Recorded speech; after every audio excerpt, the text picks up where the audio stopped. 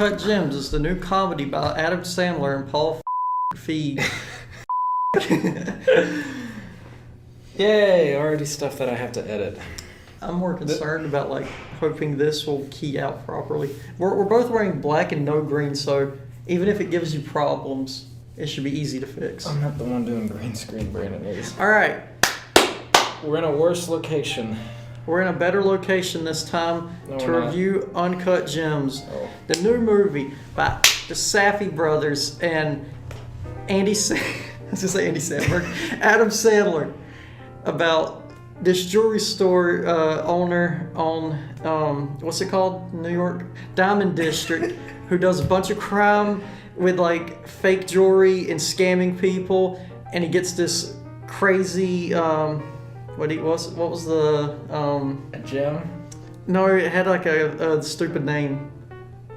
I don't know. He gets this crazy looking gem. It's really woo visual effects, zooms you into the universe when Kevin Garnett looks into it, and it's really good.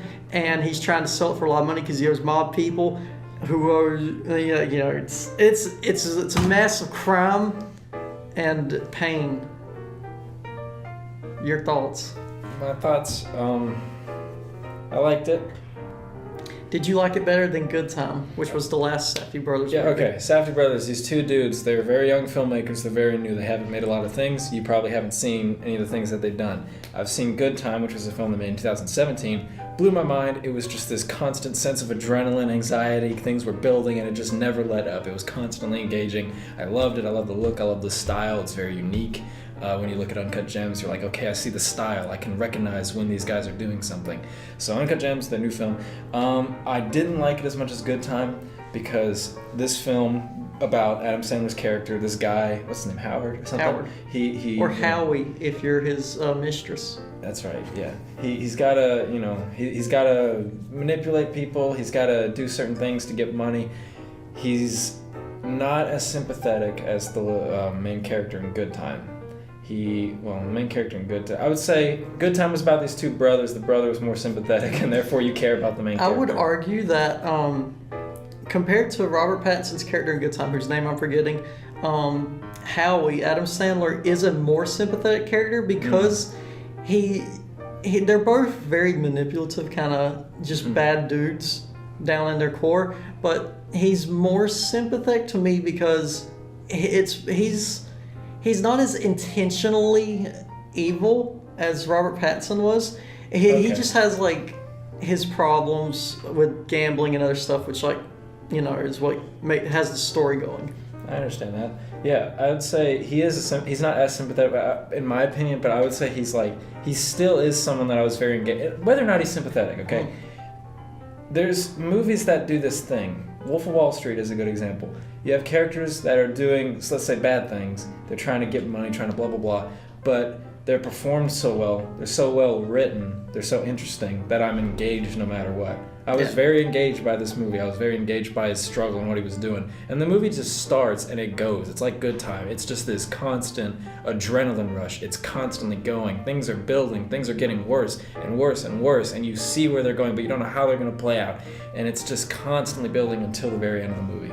Near the end, I was sucked in. It just had me. So near the end, once the final game was happening and he was watching the screen and everything was going his way, I was starting to buy into this might work.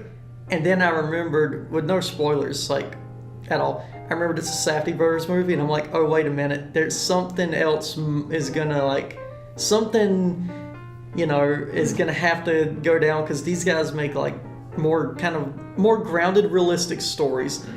It's nothing where people get away scot-free at the end, untouched, everything worked out just fine. There's always some catch to it in a more realistic sense. Yeah, it feels real.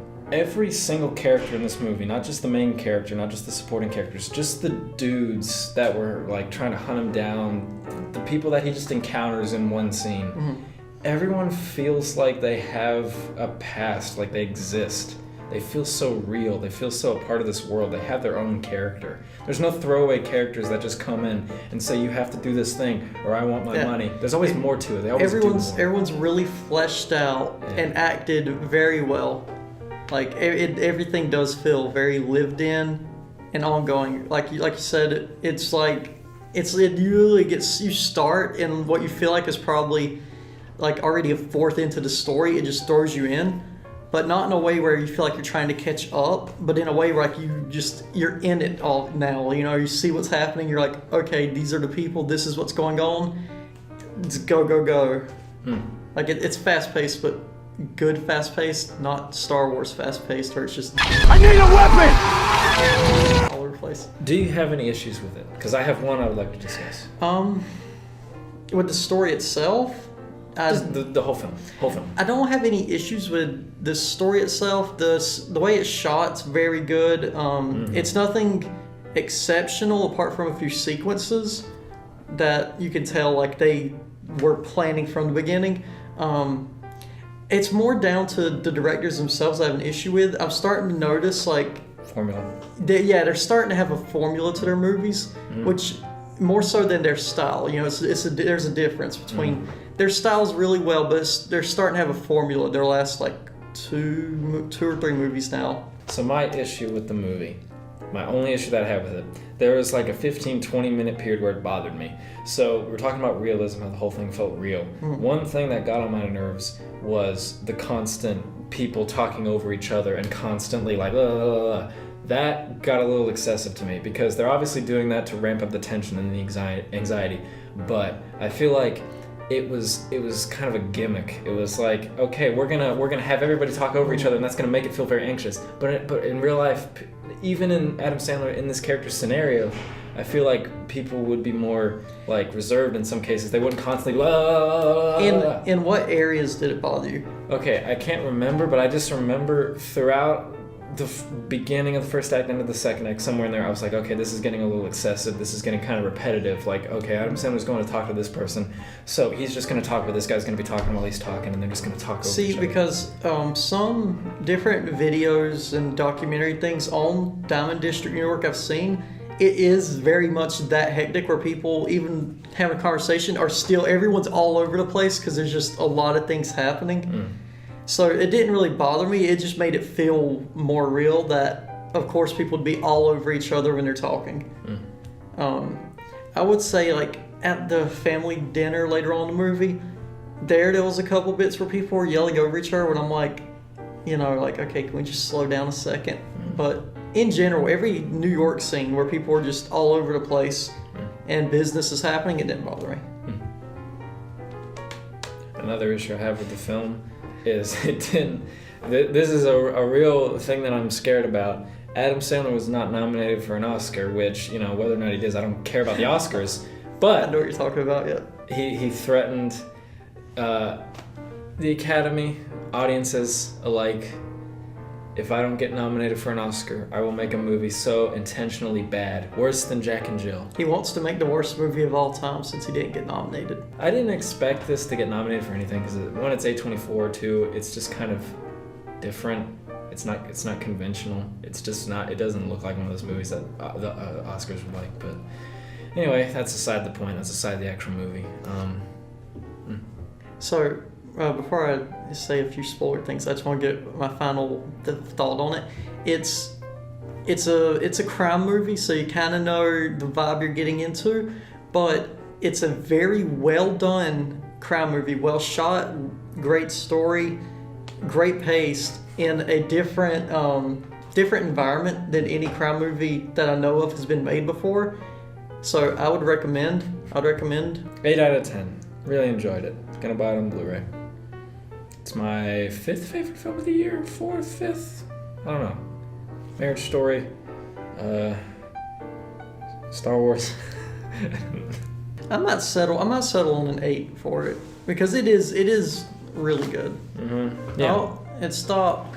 Well, the audio is still going, so do you Okay. wanna just keep talking and then you can. We'll just put in. I'll like go on Paint and just draw the frame, so it'll just be a picture of us poorly drawn on Microsoft Paint. Are you gonna send that to me? Yeah, we'll use it. Okay. So yeah, I'd give it an 8 out of 10. Real quick spoiler note, I just want to know what you thought of at the final act. So he has the mobsters locked in the doorway. They can't get out or to him. The basketball game happens. Everything went exactly the way he was hoping in his bet, and he cashes out like millions. I was so happy for him in that moment because it just pulled me in. I was like, I can't believe this. This is incredible. And I didn't realize until he opened the door again that one dude who just hates his guts was going to shoot him in the face. Yeah. What did you feel about that scene as it happened? Okay, I probably wasn't into it as much as you because, another issue I have with this movie, but it's not like a problem with the movie. It's literally just like an issue that I have personally. Mm-hmm. Like, I'm just a slow person. Like, when they're just throwing bits of information, like, I wasn't entirely sure what he was getting out of the game. I wasn't sure, like, if he was getting millions of dollars. Like, you missed the whole thing where he sent the girlfriend to the casino and she put in all the bets on the game. Do you not know the lingo? Like, on what the bets were? I just didn't know how. I don't know. I don't know. I just zone out. I don't know. Maybe I did. I was like, maybe I did. I knew the basketball game. He cheered, so it went well for him. Mm-hmm. Okay. I knew that it went well for him, and he got some money, and he was gonna pay off the people. I just didn't get that sense of finality, that sense of like, okay, everything's okay now. But when he pulled out the gun, I was like, I do remember like going back in my chair. I was like, But it's one of those things where it's like, if that hadn't happened, the movie wouldn't have been as good. Like the fact that it's so tragic. It made the ending way better. Yeah. I would have, because if he just like, if the bet worked, the dude's like, oh, okay, great, Howard, now we all get to split this huge pot of money, everyone's happy. I would have been okay, but it wouldn't have made it like, it wouldn't have been as good as it was with him getting shot by the stupid mob dude. Are we done?